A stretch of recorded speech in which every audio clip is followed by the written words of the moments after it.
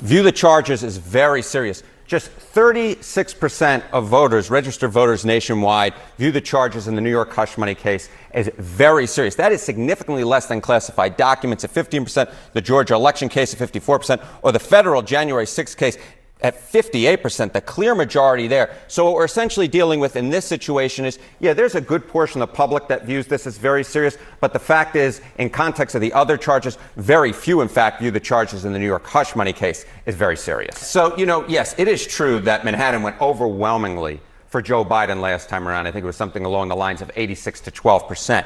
But take a look here. I worked out some math here. The chance that there's one or more 2020 Trump supporters on the hush money case's jury.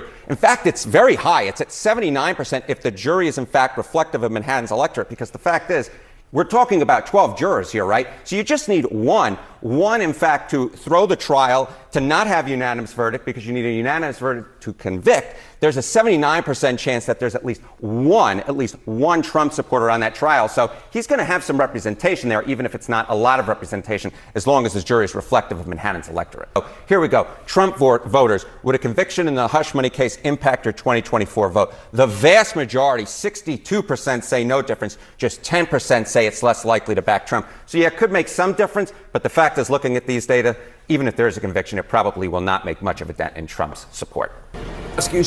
And start the Trump trial in just minutes by beginning to choose the 12 jurors and 6 alternates who will ultimately decide if Mr. Trump is guilty of any of the 34 counts of falsifying business records are real. Even before today, Trump has on social media and in speeches fired a barrage of lies and smears and threats, describing the presiding judge and the district attorney as conspirators in an elaborate, non-existent scheme run by his opponent Joe Biden to persecute and punish him. Now, many of those accusations are completely false, of course. Renato, thanks for joining us. So almost everyone in the world has an opinion about Donald Trump, but the judge said in his written order, that doesn't matter. Quote, the purpose of jury selection is not to determine whether a prospective juror does or does not like one of the parties. Such questions are irrelevant because they do not go to the issue of the prospective jurors' qualifications, unquote. Is that really how it works, though? Jurors' opinions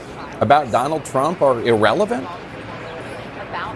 I mean, I totally disagree with that. But in Manhattan, New York County, Donald Trump only got 12.3% of the vote in 2020, meaning 80-some% are inclined against him. And again, important to remember, no Bronx, no Queens, no Staten Island, no Brooklyn here. This is Manhattan and Manhattan only. The federal January 6th case ranked first with 58%, is what Shermichael was just talking about. That's compared to 54% for the Georgia election subversion case. Then the classified documents case has 50%. The New York hush money cover-up case ranked last. Only 36% viewed the charges as serious. What do you make of it all? So the White House says President Biden and his campaign are going to stay quiet. They're not going to weigh in on this unprecedented day for Trump.